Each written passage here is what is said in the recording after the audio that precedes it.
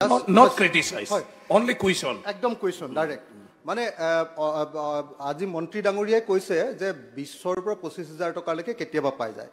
ইয়াত গোটেই তালিকাখন আছে আচাৰ কৰ্মীসকলৰ মাষ্টাৰ ক্লেইম যিখন পত্ৰ তাত আপুনি যদি চাই যে এটা কামৰ কাৰণে হাইয়েষ্ট আপোনাৰ 500 টকা এগৰাকী মহিলা গৰ্ভৱতী মহিলাক মানে গোটেই সময়খিনি তেওঁ হস্যকাৰ কৰি গৈ লৈ লাষ্টত যদি চৰকাৰী হস্পিটেলত সন্তান জন্ম দিয়ে টকা 500 পায়।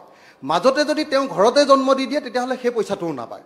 আশা কৰ্মীসকলৰ ইমান কষ্ট কিন্তু তাৰ পাছত যেটো পইচা পায় হেতু 1000 টকা ৰাজ্য চৰকাৰ তাকো নিয়মীয়াকৈ মাজে নিদিয়ে আৰু কেন্দ্ৰীয় চৰকাৰ 2000 টকা 3000 টকা পৃথিৱীৰ কোনো মানুহ চলিব নোৱাৰে আৰু এক ক্লেইমৰ পৰা কেতিয়াবা 1500 টকাও নাপায়। এমাহত কেতিয়াবা 1500 টকাও নাপায় কোনোবা আশা কৰ্মীয়ে। গতিকে মই মন্ত্ৰী মহোদয়ক আৰু এটা কথা ক'লে মন্ত্ৰী মহোদয় যে নহয় যে ৰিটায়াৰমেণ্ট বেনিফিট হিচাপে 2 লাখ টকা আৰু 3 লাখ টকা দিয়াৰ ব্যৱস্থা হৈছে। গাঁওবুঢ়াবিলাকক 5 লাখ টকা দিম বুলি আগতে মুখ্যমন্ত্ৰীয়ে ঘোষণা কৰি থৈছিল ৰিটায়াৰমেণ্টৰ পাছত, সেইটো কিন্তু দিয়া নাই।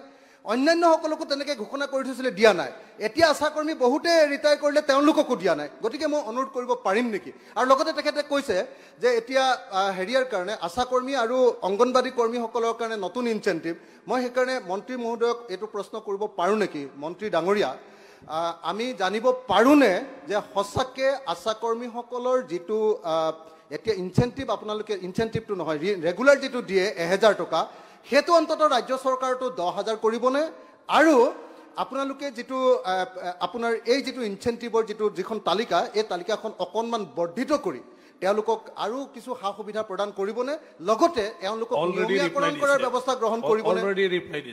তালিকাখন আছে আচাৰ কৰ্মীসকলৰ মাষ্টাৰ ক্লেইম যিখন পত্ৰ তাত আপুনি যদি চাই যে এটা কামৰ কাৰণে হাইয়েষ্ট আপোনাৰ 500 টকা এগৰাকী মহিলা গৰ্ভৱতী মহিলাক মানে গোটেই সময়খিনি তেওঁ হস্যকাৰ কৰি গৈ লৈ লাষ্টত যদি চৰকাৰী হস্পিটেলত সন্তান জন্ম দিয়ে টকা 500 পায়। মাজতে যদি তেওঁ ঘৰতে জন্ম দি দিয়ে তেতিয়াহ'লে সেই পইচাটোও নাপায়।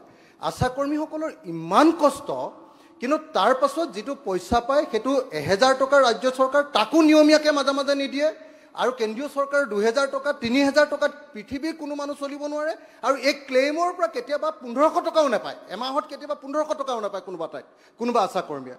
গতিকে মই মন্ত্ৰী মহোদয়ক আৰু এটা কথা ক'লে মন্ত্ৰী মহোদয় যে নহয় যে ৰিটায়াৰমেণ্ট বেনিফিট হিচাপে 2 লাখ টকা আৰু 3 লাখ টকা দিয়াৰ ব্যৱস্থা হৈছে।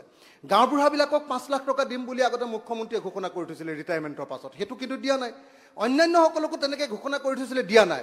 এতিয়া আশা কৰ্মী বহুতে ৰিটায়াৰ কৰিলে তেওঁলোককো দিয়া নাই। গতিকে মই অনুৰোধ কৰিব পাৰিম নেকি? আৰু লগতে তেখেতে কৈছে যে এতিয়া হেৰিয়াৰ কাৰণে আশা কৰ্মী আৰু অংগনবাদী কৰ্মীসকলৰ কাৰণে নতুন ইনচেন্টিভ। মই সেইকাৰণে মন্ত্ৰী মহোদয়ক এইটো প্ৰশ্ন কৰিব পাৰোঁ নেকি? মন্ত্ৰী ডাঙৰীয়া, আমি জানিব পাৰোঁনে যে সঁচাকৈ আশা কৰ্মীসকলৰ যিটো এতিয়া ইনচেন্টিভ আপোনালোকে ইনচেন্টিভটো নহয় ৰেগুলাৰ যিটো দিয়ে 1000 টকা সেইটো অন্তত ৰাজ্য চৰকাৰটো 10,000 কৰিবনে? আৰু আপোনালোকে যিটো আপোনাৰ এই যিটো ইনচেন্টিভৰ যিখন তালিকা এই তালিকাখন অকণমান বৰ্ধিত কৰি তেওঁলোকক আৰু কিছু সা সুবিধা প্ৰদান কৰিবনে? লগতে তেওঁলোকক নিয়মীয়াকৰণ কৰাৰ ব্যৱস্থা গ্ৰহণ কৰিবনে? মন্ত্ৰী ডাঙৰীয়া, মাননীয় অধ্যক্ষ মহোদয়, মই প্ৰথমতে কৈছোঁ যে আশা কৰ্মীসকল স্বেচ্ছাসেৱী ব্যক্তি। সেই কথাটো মনত ৰাখি বাকীখিনি কথা নিৰ্ধাৰণ হ'ব। আমিও স্বেচ্ছাসেৱী কিন্তু আমি 1,72,000 টকাৰ দৰমহা পাওঁ। হৈছে আপুনি অলৰেডি ৰিপ্লাই দিলে। আমিও স্বেচ্ছাসেৱী, আমি 1,72,000 দৰমহা পাওঁ। তেওঁলোকে 3,000 টকা পায়। এইটোতো অন্যায় হৈছে। অংগনবাদী কৰ্মীসকলৰ দৰমহাও বঢ়াব লাগে আৰু আশা কৰ্মীসকলৰ দৰমহাও বঢ়াব লাগে, এইটো অন্যায় হৈছে। আমি 1,72,000 পাওঁ, মই আজি 1,72,000 টকা পাওঁ। মইতো কৰিবলৈ আহিছোঁ। ইণ্টাৰাপশ্যন কৰিব নালাগে কুৱেশ্যন আৱাৰত। অধ্যক্ষ মহোদয়,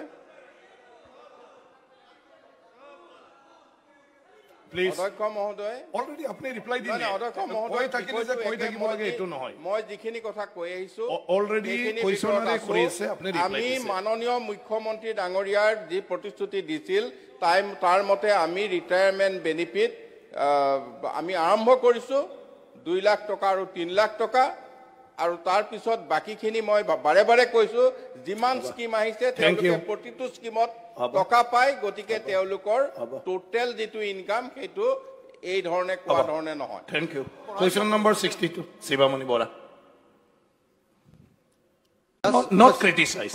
Only question. একদম কুৱেশ্যন ডাইৰেক্ট মানে আজি মন্ত্ৰী ডাঙৰীয়াই কৈছে যে 20,000 পৰা 25,000 টকালৈকে কেতিয়াবা পাই যায় ইয়াত গোটেই তালিকাখন আছে আচাৰ কৰ্মীসকলৰ মাষ্টাৰ ক্লেইম যিখন পত্ৰ তাত আপুনি যদি চাই যে এটা কামৰ কাৰণে হাইয়েষ্ট আপোনাৰ 500 টকা এগৰাকী মহিলা গৰ্ভৱতী মহিলা মানে গোটেই সময়খিনি তেওঁ হস্যকাৰ কৰি গৈ লৈ লাষ্টত যদি চৰকাৰী হস্পিটেলত সন্তান জন্ম দিয়ে টকা 500 পায় মাজতে যদি তেওঁ ঘৰতে জন্ম দি দিয়ে তেতিয়াহ'লে সেই পইচাটোও নাপায় আশা কৰ্মীসকলৰ ইমান কষ্ট কিন্তু তাৰ পাছত যেটো পইচা পায় হেতু 1000 টকা ৰাজ্য চৰকাৰ তাকো নিয়মীয়াকৈ মাজে নিদিয়ে আৰু কেন্দ্ৰীয় চৰকাৰ 2000 টকা 3000 টকা পৃথিৱীৰ কোনো মানুহ চলিব নোৱাৰে আৰু এক ক্লেইমৰ পৰা কেতিয়াবা 1500 টকাও নাপায় এমাহত কেতিয়াবা 1500 টকাও নাপায় কোনোবা আশা কৰ্মীয়ে গতিকে মই মন্ত্ৰী মহোদয়ক আৰু এটা কথা ক'লে মন্ত্ৰী মহোদয় যে নহয় যে ৰিটায়াৰমেণ্ট বেনিফিট হিচাপে 2 লাখ টকা আৰু 3 লাখ টকা দিয়াৰ ব্যৱস্থা হৈছে গাঁও বুঢ়াবিলাকক 5 লাখ টকা দিম বুলি আগতে মুখ্যমন্ত্ৰীয়ে ঘোষণা কৰি থৈছিল ৰিটায়াৰমেণ্টৰ পাছত হেতু কিন্তু দিয়া নাই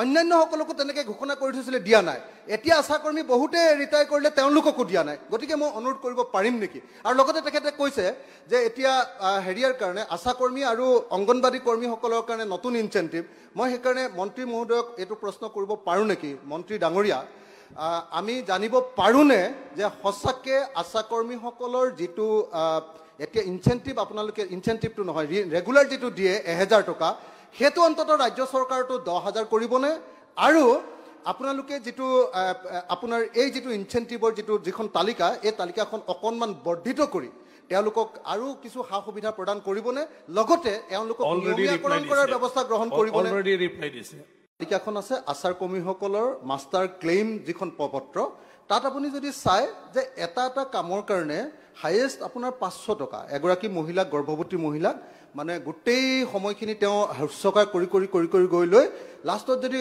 চৰকাৰী হস্পিটেলত সন্তান জন্ম দিয়ে টকা 500 পায় মাজতে যদি তেওঁ ঘৰতে জন্ম দি দিয়ে তেতিয়াহ'লে সেই পইচাটোও নাপায় আশা কৰ্মীসকলৰ ইমান কষ্ট কিন্তু তাৰ পাছত যেটো পইচা পায় হেতু 1000 টকা ৰাজ্য চৰকাৰ তাকো নিয়মীয়াকৈ মাজে নিদিয়ে আৰু কেন্দ্ৰীয় চৰকাৰ 2000 টকা 3000 টকা পৃথিৱীৰ কোনো মানুহ চলিব নোৱাৰে আৰু এক ক্লেইমৰ পৰা কেতিয়াবা 1500 টকাও নাপায় এমাহত কেতিয়াবা 1500 টকাও নাপায় কোনোবা আশা কৰ্মীয়ে গতিকে মই মন্ত্ৰী মহোদয়ক আৰু এটা কথা ক'লে মন্ত্ৰী মহোদয় যে নহয় যে ৰিটায়াৰমেণ্ট বেনিফিট হিচাপে 2 লাখ টকা আৰু 3 লাখ টকা দিয়াৰ ব্যৱস্থা হৈছে গাঁও বুঢ়াবিলাকক 5 লাখ টকা দিম বুলি আগতে মুখ্যমন্ত্ৰীয়ে ঘোষণা কৰি থৈছিল ৰিটায়াৰমেণ্টৰ পাছত হেতু কিন্তু দিয়া নাই অন্যান্য সকলকো তেনেকৈ ঘোষণা কৰি থৈছিল দিয়া নাই এতিয়া আশা কৰ্মী বহুতে ৰিটায়াৰ কৰিলে তেওঁলোককো দিয়া নাই গতিকে মই অনুৰোধ কৰিব পাৰিম নেকি আৰু লগতে তেখেতে কৈছে যে এতিয়া হেৰিয়াৰ কাৰণে আশা কৰ্মী আৰু অংগনবাদী কৰ্মীসকলৰ কাৰণে নতুন ইনচেন্টিভ মই সেইকাৰণে মন্ত্ৰী মহোদয়ক এইটো প্ৰশ্ন কৰিব পাৰোঁ নেকি মন্ত্ৰী ডাঙৰীয়া আমি জানিব পাৰোঁনে যে সঁচাকৈ আশা কৰ্মীসকলৰ যিটো এতিয়া ইনচেন্টিভ আপোনালোকে ইনচেন্টিভটো নহয় ৰেগুলাৰ যিটো দিয়ে 1000 টকা হেতু অন্তত ৰাজ্য চৰকাৰটো 10,000 কৰিবনে আৰু আপোনালোকে যেটো আপোনাৰ এই যেটো ইনচেন্টিভৰ যিখন তালিকা এই তালিকাখন অকনমান বৰ্ধিত কৰি তেওঁলোকক আৰু কিছু সা সুবিধা প্ৰদান কৰিবনে লগতে তেওঁলোকক নিয়মীয়াকৰণ কৰাৰ ব্যৱস্থা গ্ৰহণ কৰিবনে অলৰেডি ৰিপ্লাই দিছে মন্ত্ৰী ডাঙৰীয়া মাননীয় অধ্যক্ষ মহোদয় মই প্ৰথমতে কৈছো যে আশা কৰ্মীসকল স্বেচ্ছাসেৱী ব্যক্তি সেই কথাটো মনত ৰাখি বাকিখিনি কথা নিৰ্ধাৰণ হ'ব আমিও স্বেচ্ছাসেৱী কিন্তু আমি 1,72,000 টকা দৰমহা পাওঁ হৈছে আপুনি অলৰেডি ৰিপ্লাই দিলে আমিও আমি 1,72,000 দৰমহা পাওঁ অনাৰেবল মেম্বাৰ তেওঁলোকে 3,000 টকা পায় এটোতো অন্যায় হৈছে অংগনবাদী কৰ্মীসকলৰ দৰমহাও বঢ়াব লাগে আৰু আশা কৰ্মীসকলৰ দৰমহাও বঢ়াব লাগে এটো অন্যায় হৈছে আমি 1,72,000 পাওঁ মই আজি 1,72,000 টকা পাওঁ মইতো কৰিবলৈ আহিছো ইন্টাৰাপশন কৰিব নালাগে কুৱেশ্যন আৱাৰত অধ্যক্ষ মহোদয় প্লিজ অধ্যক্ষ মহোদয় অলৰেডি আপুনি ৰিপ্লাই দিলে অধ্যক্ষ মহোদয় কৈ থাকিব লাগে এটো নহয় মই যিখিনি কথা কৈ আহিছো অলৰেডি কুৱেশ্যনৰে কৰিছে আপুনি ৰিপ্লাই আমি মাননীয় মুখ্যমন্ত্ৰী ডাঙৰীয়াৰ যি প্ৰতিশ্ৰুতি দিছিল তাৰ মতে আমি ৰিটায়াৰমেণ্ট বেনিফিট আমি আৰম্ভ কৰিছো 2 লাখ টকা আৰু 3 লাখ টকা আৰু তাৰ পিছত বাকিখিনি মই বাৰে কৈছো যিমান স্কিম আহিছে তেওঁলোকে প্ৰতিটো স্কিমত টকা পায় গতিকে তেওঁলোকৰ টোটেল যেটো ইনকাম হেতু এই ধৰণে কোৱা ধৰণে নহয় thank you question number 62 Shivamani Bora